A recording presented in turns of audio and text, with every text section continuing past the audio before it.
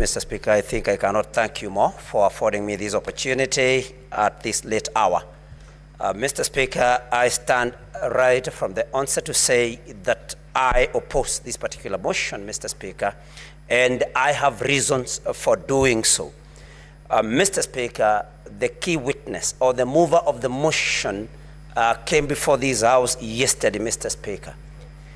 And although I'm not a lawyer, but I know that it is there in the rules of natural justice that whoever alleges must prove.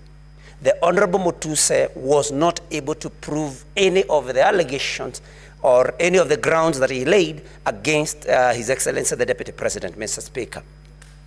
Mr. Speaker, Kenyans were and are watching these proceedings. They were able to see the cross-examination and to hear the cross-examination of the Honorable Mutuse, Mr. Speaker.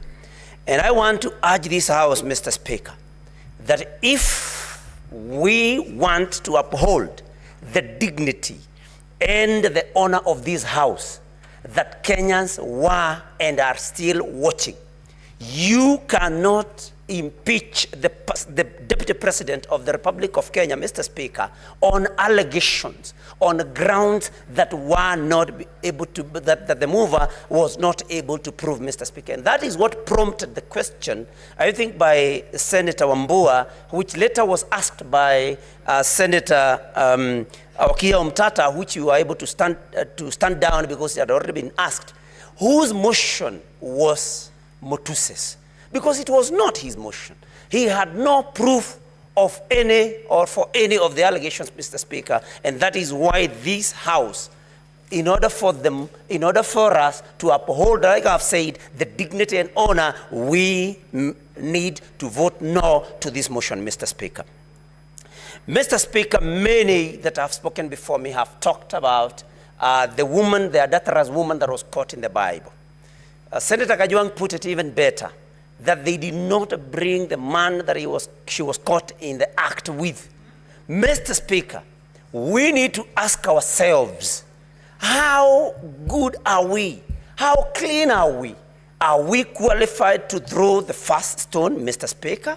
I think that is the first question that we should ask ourselves, that as we judge the Deputy President, how good are we? How many mistakes, how many offenses have we ever committed? How many sins even have we ever committed? And God forgive us, and our fellow human beings also forgive us, Mr. Speaker. But the most moving thing, Mr. Speaker, is that we did not give the Deputy President an opportunity. I know, of course, the motion to defer this particular, to adjourn up to Saturday did not pass. But Mr. Speaker, under section 50 of our Constitution, Mr. Speaker, 50-0, Mr. Speaker, we need to give any person, 50-0, that is 50, Mr. Speaker, 2F, to be present and when being tried, unless the conduct of the accused person makes it impossible for the trial to proceed. Mr. Speaker, the Deputy President was taken ill, according to what the council reported to this House. And Mr. Speaker, we did not give him an opportunity. Mr. Speaker, I draw your attention also to our Constitution, Article 145, Clause 5, the President shall have the right to appear and, not or, and be represented before the special committee, Mr. Speaker. We did not give him that opportunity. Mr. Speaker, because I can see my time is wearing out, if not for anything, Mr. Speaker, I ask this House, you cannot condemn a sick person. Any one of us can get sick. I want to appeal to my colleagues, Mr. Speaker.